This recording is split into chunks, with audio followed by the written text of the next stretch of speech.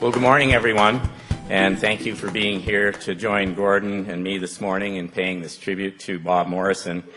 I also want to begin by recognizing Jeannie Morrison and Peter, Jesse, and Willie and Eric, and thank them for joining us here today, and it's certainly wonderful to see you, Jeannie.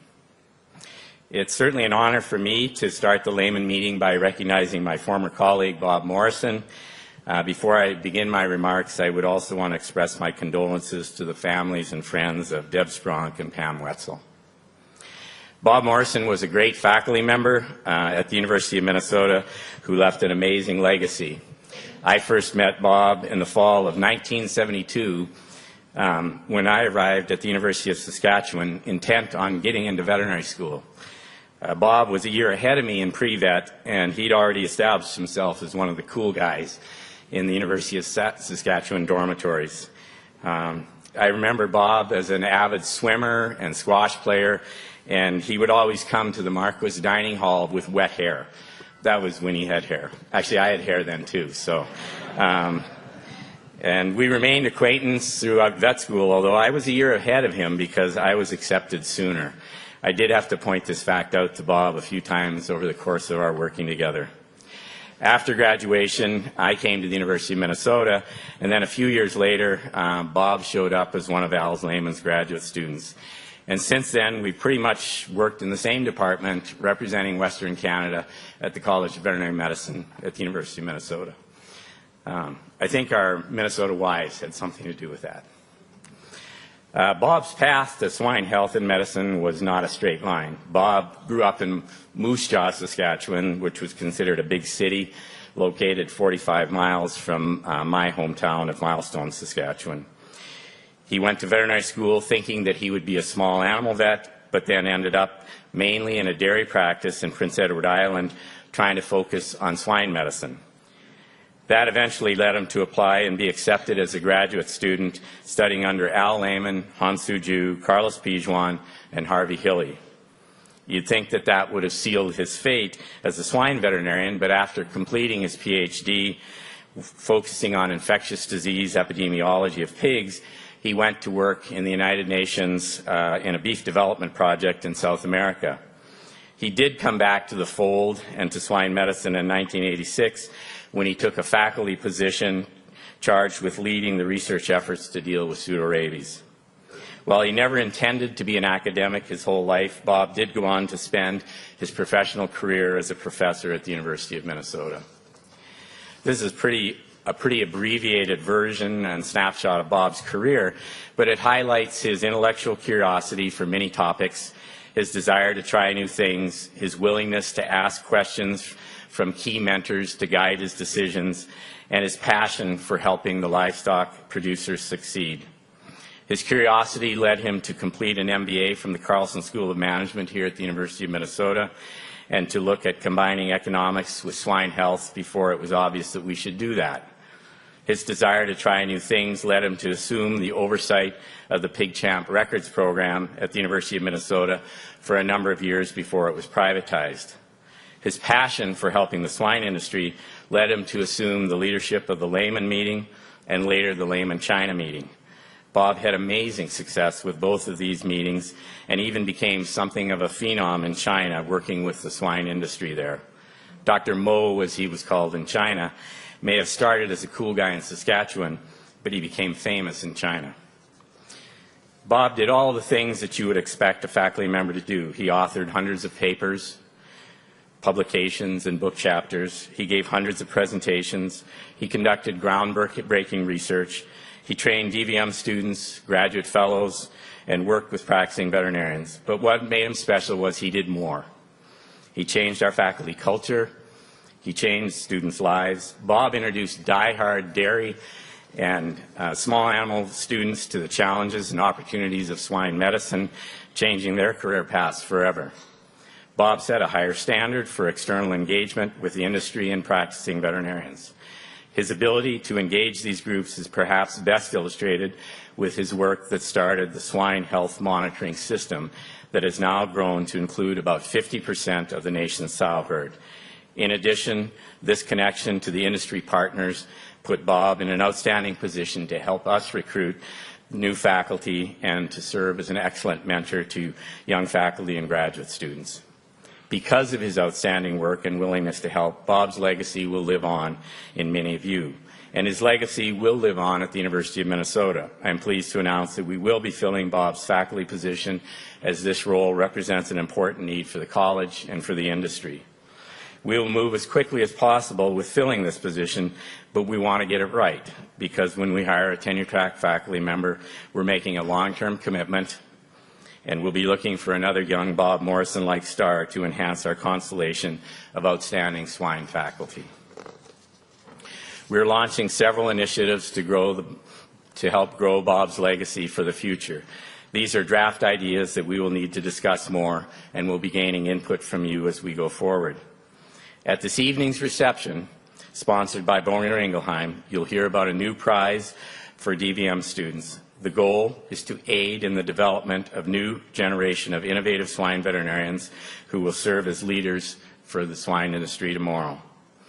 We also intend to provide graduate student support in Bob's name to develop future industry leaders to conduct in-depth studies and research of specific problems in swine health, production, and economics.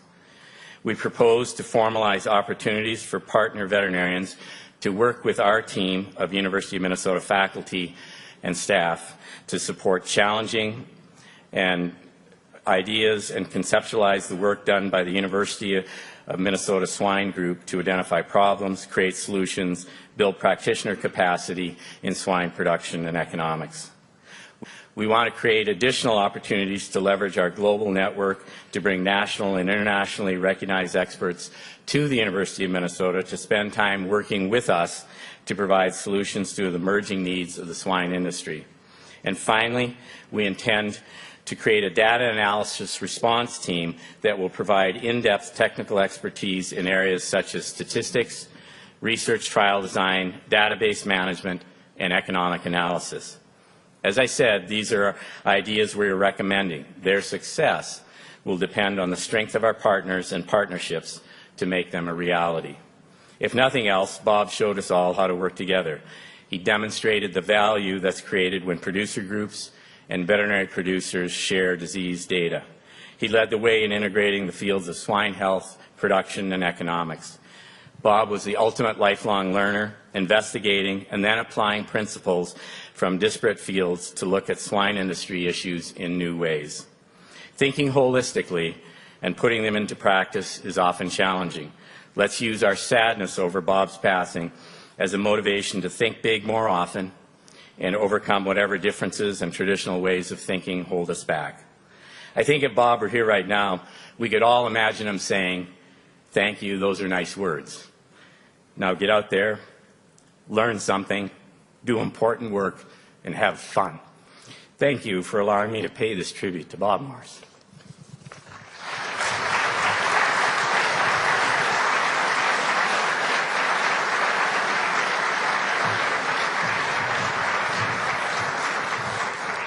Thank you, Trevor. Very good. I also would like to welcome Dr. Gordon Spronk. Dr. Spronk is a very special friend of Bob, a colleague, a collaborator that worked together for many, many years. So welcome, Gordon. Thank you. Thank you. Good morning. Good morning to the Morrison family. Thank you for being here. My name's Gordon Spronk. I've been asked to say a few words about my friend and former colleague, as Trevor has now stated about Bob. It's good that we do this, right? It's good as a community of professionals in industry that we pause just for a few moments.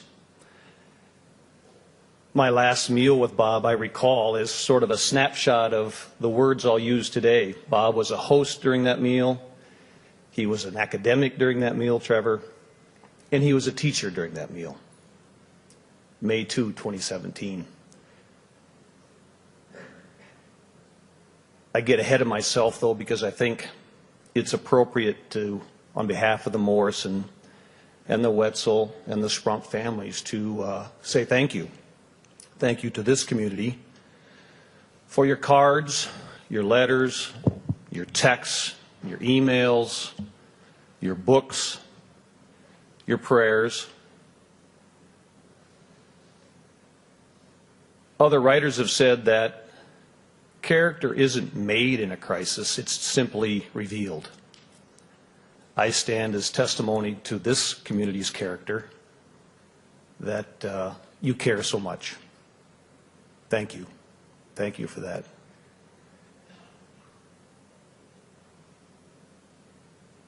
Bob was a great host, wasn't he? Bob should be standing right here. I wear my tweed vest in honor of Bob.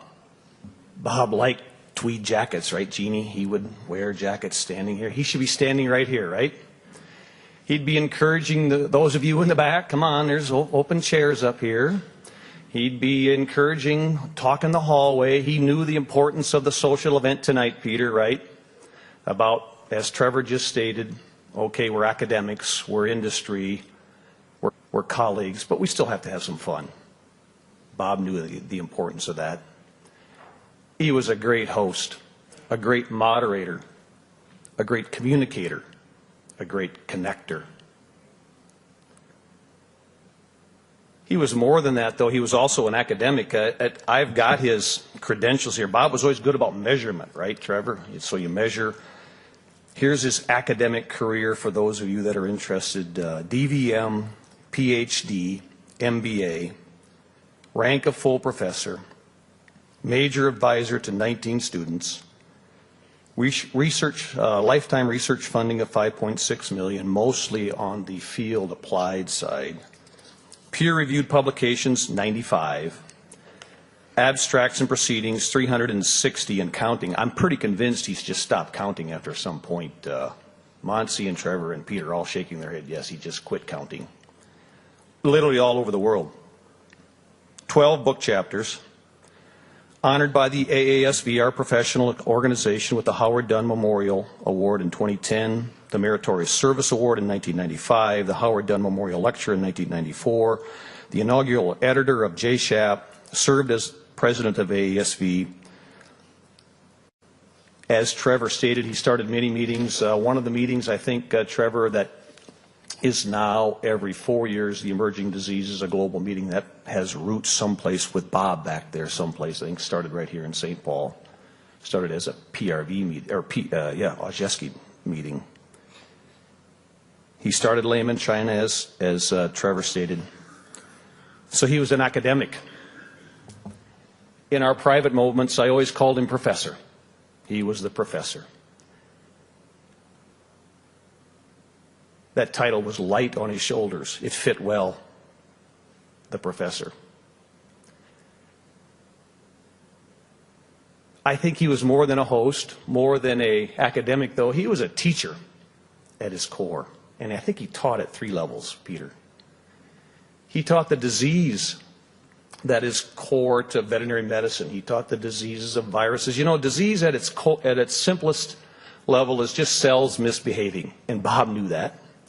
Bob understood that and could teach the student about disease. Viruses infecting cells, PRV, PED, PERS. Bob taught the control of those, taught the monitoring, taught the measurement, and applied the numbers, the statistics.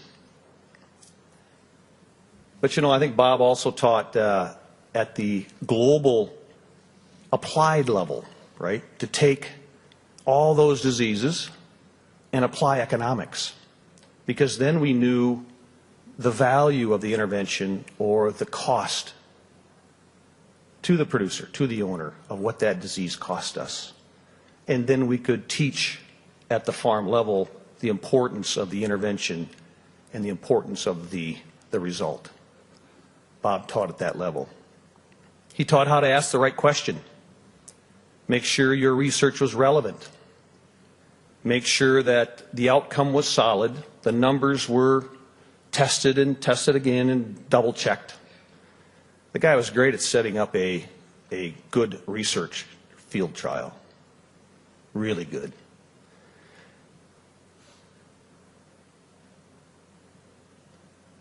He did more though, right? He was a mentor one-on-one. Bob taught life, where science and academics and life intersected, that's where Bob really could stand firm. Bob taught gentleness. Always be gentle with those that probably don't know the same thing you know, and let them come along quickly behind you. Be gentle. Bob taught patience. Be patient for the research. Be patient for the numbers. Be patient with others. Bob taught goodness. Find goodness in everyone and everything, in every situation. And Bob taught love. Love the challenge. Love the numbers. Love the people. Love life. I mean, as Trevor just stated, always learn, always teach, always have fun. And of course, a good student then learns, teaches, but then applies, right? Applies. Bob was always high on the application. So he laid out a very, very good example of what it means to be a veterinarian. Those of you that are younger, that are following in the profession, you may find better mentors. You might find better. But I would suggest you start here. Start with Bob. Look how he lived his life as a veterinarian. And go and do the same thing as Trevor has just said. As we close, I'd ask permission and ask a favor from the audience. Those of you that, one of the things about a loss is you find the concentric circles, right? Some of you are on that inner circle. You were maybe advised by Bob. He was your major advisor, or you were a friend, or Bob mentored you. Bob was an influence in your life. Would you stand? Would you just stand up?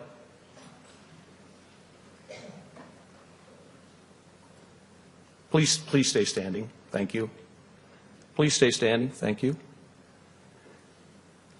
Take a look, Jeannie. Take a look. Thank you, everyone. Now, stay standing.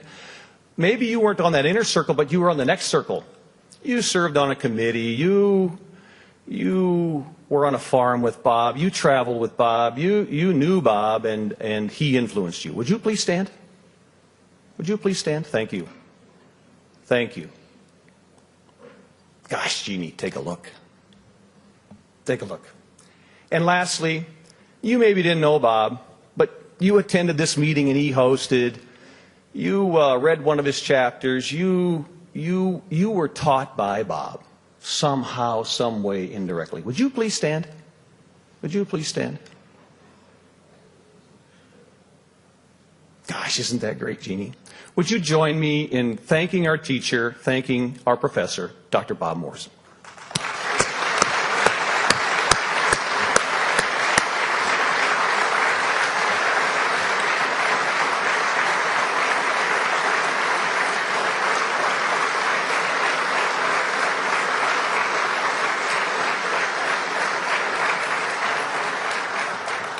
Thank you.